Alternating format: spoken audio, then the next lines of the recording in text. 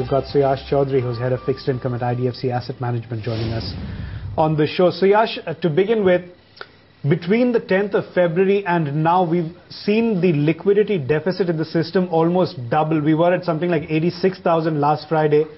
Today we're at about 165,000, and on the 14th, I think we went to 170,000. What would you put this down to, the fact that the deficit is almost doubled?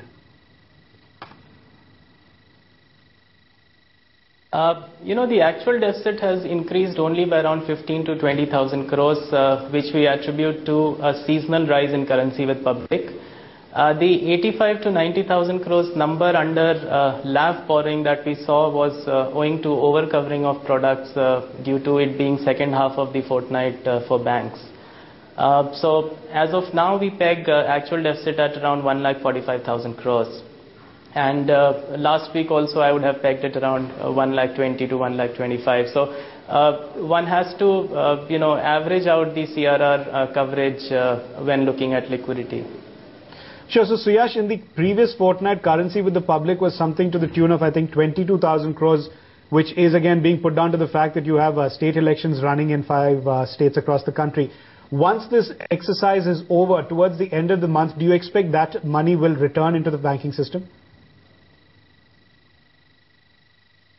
Not really. The state elections would have exaggerated the effect, but there's an element of seasonality there as well. In fact, in the early days of March, in the first 15 days of March, there is another 10 to 15,000 crores of leakage that happens on this account. So, as things stand, we are extremely worried on system liquidity. And if one were to not witness a substantial step from the RBI, this can easily cross 2 lakh crores by the time advance taxes are paid.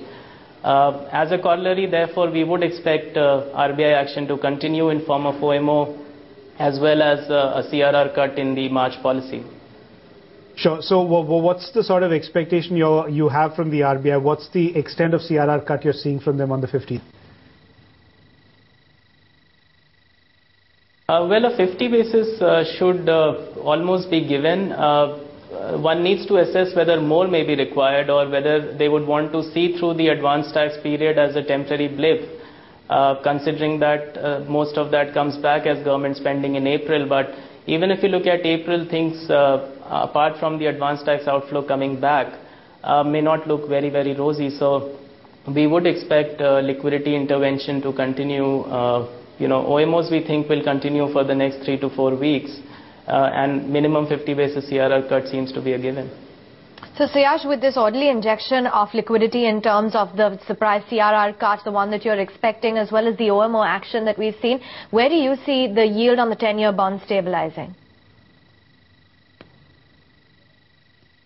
Well, in the near term, one has to be relatively bullish on them because of the expectation that OMOs continue and the fact that the current year's borrowing program is almost over. Somewhere around 15th of April or so, one will have to reassess the GSEC curve because that is when the dynamics change somewhat. We don't expect OMOs will continue after that.